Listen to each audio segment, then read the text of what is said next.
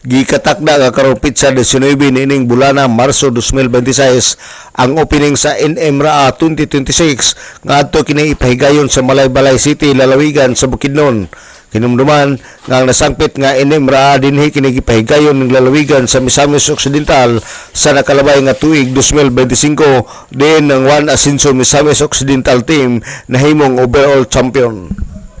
Ang Osamis City Division adunay kinatibukang 81 ka mga atleta nga mosalmot sa nasgutang NM-RAA 2026 sa Malaybalay City. Sa 81 ka mga atleta, adunay 25 ka buok elementary ug 56 ang secondary niini ug aron sa padugang pagpangandam sa mga atleta sa One Ascenso Misamis Occidental team na hidangat ang ato mga atleta sa lalawigan sa Bukidnon niadtong pitsa 11 ng bulan sa Marso adlaw nga Miyerkules.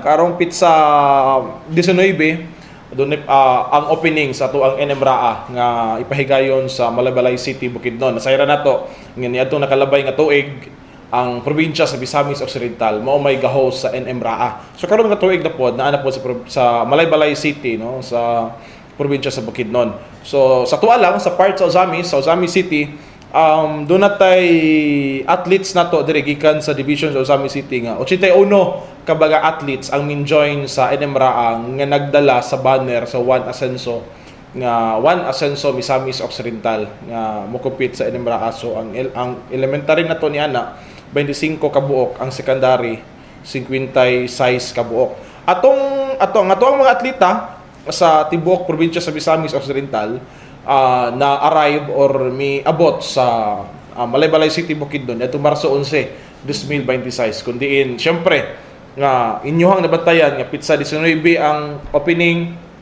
11 ang naabot ang ato ang mga athletes. Tungod kay, syempre, dapat man gid napapoy usa ka semana nga kanang gap ba, ay haang dula para pod nga makapadayon sa ilang ensayo dito kay importante man na para mahanas sila sa area, mahanas sila sa lugar, mahanas sila sa playing venues, no, kung unsa man gani.